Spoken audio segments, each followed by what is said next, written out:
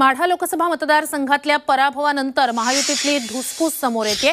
या ठिकाणी भाजपचे उमेदवार रणजितसिंह नाईक निंबाळकर यांचा पराभव झाल्यानंतर काल पश्चिम महाराष्ट्र संघटन मंत्री मकरंद देशपांडे यांच्याकडे अहवाल सादर करण्यात आला, ज्यात भाजपचे आमदार रणजितसिंह मोहिते पाटील यांनी पक्षविरोधी काम केल्याने त्यांची आमदारकी रद्द करा अशी मागणी करण्यात आली।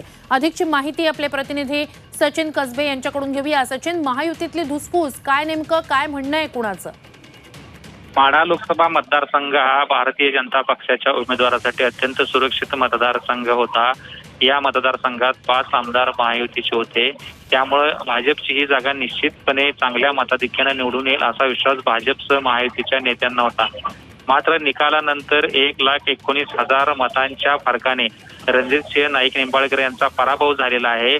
महायुतीचं वर्चस्व असतानाही या मतदारसंघामध्ये भाजपला पराभव पत्करावा लागलेला आहे।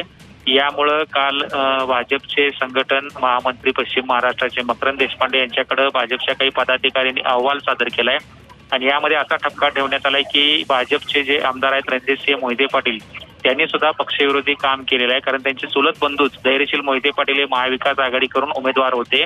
सोबतच माढा लोकसभा मतदारसंघातील रामराजे नाईक निंबाळकर जे राष्ट्रवादीचे नेते आहेत, बबनराव शिंदे जे माढ्याचे आमदार आहेत राष्ट्रवादी अजित पवार गटाचे, करमाळ्याचे संजय शिंदे जे अजित पवारांचे समर्थक आमदार आहेत आणि सांगोल्यातील दीपक आबा साळुंखे हे पण राष्ट्रवादीचे नेते आहेत, त्यांनी पक्षविरोधी काम केलेलं आहे, महायुतीचं काम केलं नाही असं सुद्धा उल्लेख या अहवालात ठेवण्यात आलेला आहे। नक्कीच सविस्तर या अहवालाबद्दल जाणून घेत राहू। तूर्तास धन्यवाद तुम्ही दिलेल्या संपूर्ण माहितीसाठी।